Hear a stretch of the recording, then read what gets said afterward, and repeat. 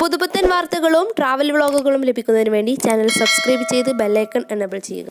ഈ ചാനലിലെ മറ്റു വീഡിയോകൾ കൂടി സന്ദർശിക്കുക. കണ്ണൂര് കോഴിക്കോട് വിമാന സർവീസ് ആരംഭിച്ചു.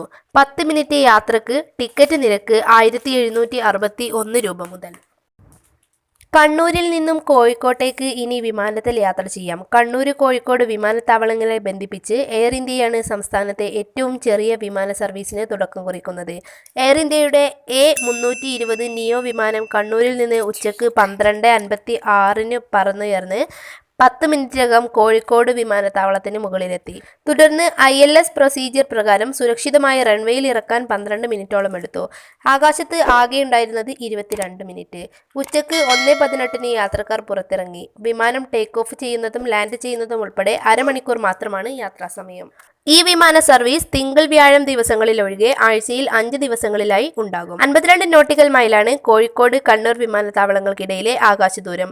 ഇതിലേറെ അടുത്ത് വിമാനത്താവളങ്ങൾ ഉണ്ടെങ്കിലും രാജ്യത്ത് വാണിജ്യ സർവീസ് നടക്കുന്ന ഏറ്റവും കുറഞ്ഞ ദൂരം ഇതാണെന്നാണ് airport authority of India DGM G Pradeep Kumar പറഞ്ഞത്.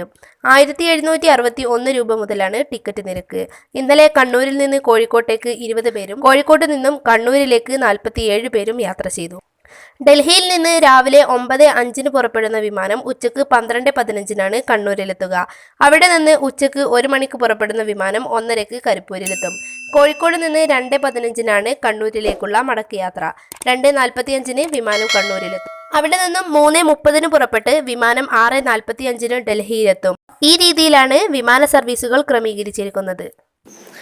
ഈ വാർത്ത നിങ്ങൾക്ക് ഇഷ്ടപ്പെട്ടുവെങ്കിൽ ലൈക്ക് ബട്ടണിൽ ക്ലിക്ക് ചെയ്യുകയും നിങ്ങൾക്ക് ഇഷ്ടപ്പെട്ടവർക്ക് ഷെയർ ചെയ്ത് കൊടുക്കുകയും ചെയ്യുക.